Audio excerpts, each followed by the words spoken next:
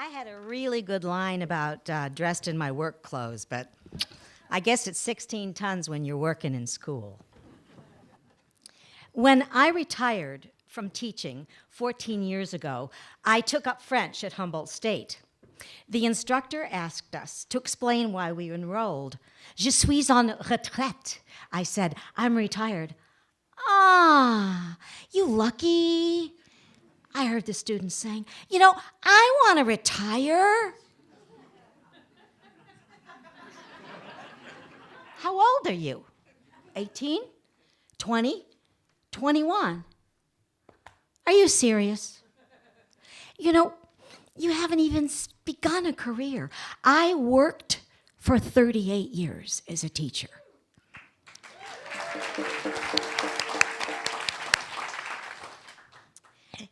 Don't you want to find your passion in life and pursue your life's work? Their answer? Silence.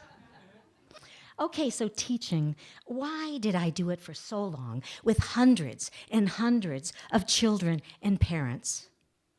Well, my passion in life is learning. And so I was really lucky that I found teaching.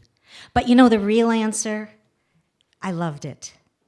I loved it. I loved it for 4 decades. A classroom is a mistake factory. Students make them, teachers make them, parents make them. My classroom mantra was, mistakes tell you what you need to know. The average 6-year-old learns 7 new words a day? Oh, wouldn't that be great? Their speaking vocabulary is about 2,700, but their comprehension vocabulary is 40,000. My morning meeting was a vocabulary extravaganza. One morning, Serena told us about the passing of our school dog, Max. Last night, Max died of the zucchini. A huge gasp. Tears well up. Ah, yes, Serena, Max died of leukemia. It's a serious blood disease that dogs sometimes get. Leukemia can be so bad they can even die. We held hands and thought about Max. Calais enthusiastically raised his hand. Yes, Calais? Last night at dinner, my mommy told me that your eyes are bigger than your stomach. Worried faces. I could see their image, of like 2 huge dinner plates behind their eyes. Calais, I think your mom meant that your eyes thought you could eat more than your stomach could hold, so you put too much food on your plate. In the late 60s, relations between parents and teachers were very relaxed. Pamela, my co-teacher, and I were often invited to students' homes for dinner. This particular night, dessert was served with a side of mom and dad's tag team interrogation about their 7-year-old daughter, Eva. Dad, we want your opinion about something. Mom, we're very open about our bodies. Nudity is common in our house. Oh no, I thought. Are they going to suggest a nudist dessert? Dad, Eva's been asking us where babies come from.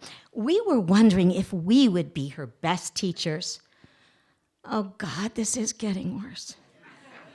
Mom, we thought that if Eva watched us having sex, she could see where babies come from.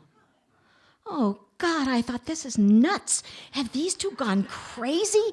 In the past, they really always wanted the best for Eva. Seconds seemed like minutes. How could they think that this wacko idea was a sane answer to a 7-year-old's question? That was it.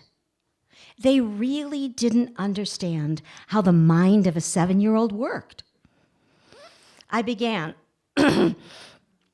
Children learn things when they are developmentally ready. Thank God for my teaching partner, Pamela. Maria Montessori believed that there are sensitive periods for learning everything. Eva might see mom and dad having sex as confusing and possibly even frightening. I picked up the baton. Even though she's interested in where babies come from, she isn't ready to grasp the connection between sex and babies. Pamela, telling a child that the mother has a special place in her body where babies grow and that baby is there because mom and dad really love each other will probably satisfy her curiosity.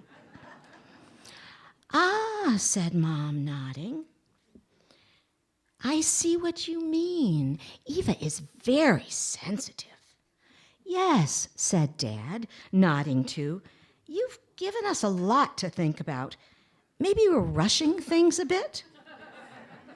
The four of us nodded like bobbleheads and pleasantly ended the evening.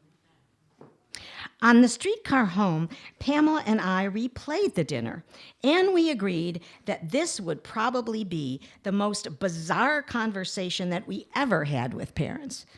And we hoped that we had saved Eva from this really mistaken plan for sex education. But you know what? We really wondered if this unhinged idea might appear in another stage of Eva's interest in human reproduction. Okay. Well, you know, after I finished this first year of teaching, I went to England.